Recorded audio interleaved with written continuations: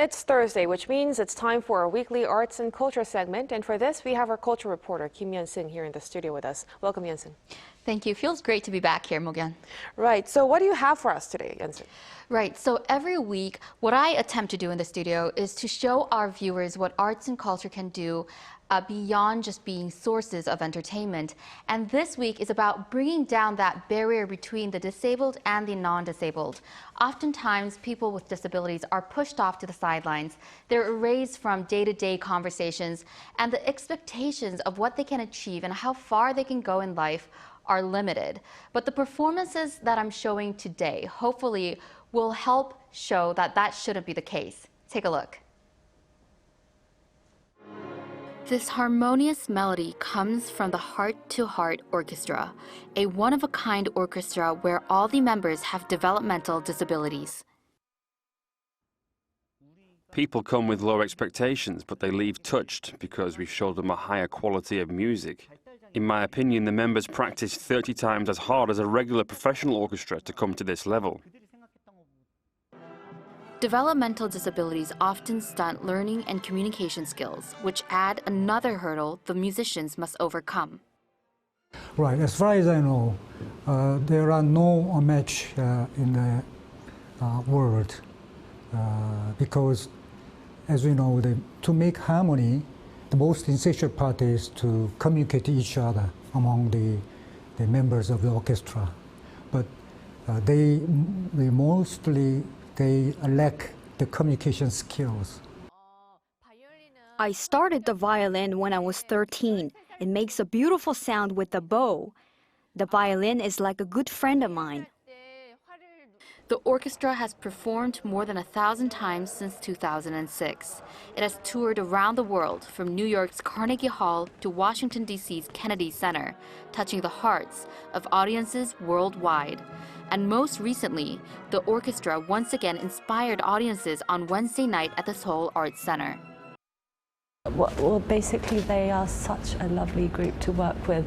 They're brimful of enthusiasm, and their love for music is evident in all throughout the rehearsals. So Things don't have to be perfect to be beautiful.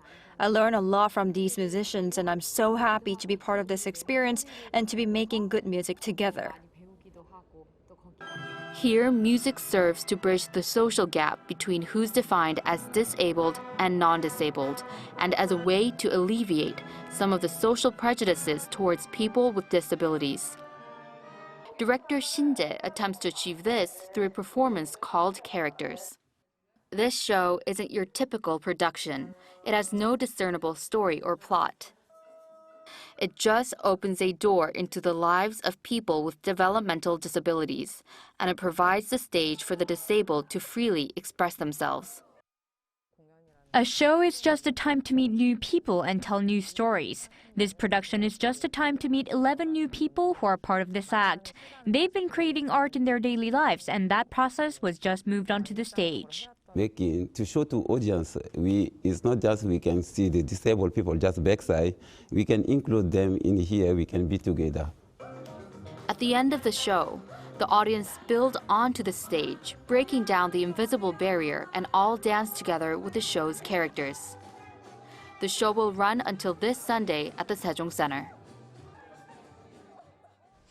You know, Mok-yeon, what I thought was interesting among the things that the directors told me is that she said that everyone exists on a spectrum. So it's not just this dichotomy between the disabled and the non-disabled, but everybody exists on a spectrum, and they shouldn't just be boxed into this one disabled category.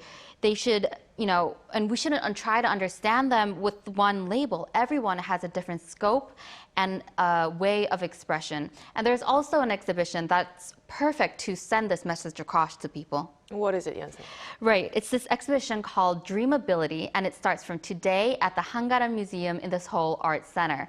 It displays art from South Korean artists, some who do have developmental disabilities and some who do not. And their art is all displayed in the same area without the distinction of whether the artists have a disability or not. And it's about showing that everybody has the ability to dream. And the pieces in the art collection here are unencumbered by any social norms. So the colors and the painting style are all free and vibrant. And it's also about blurring the harsh line between the disabled and the non-disabled. It's open until the 27th of this month. So if you're interested, I recommend it.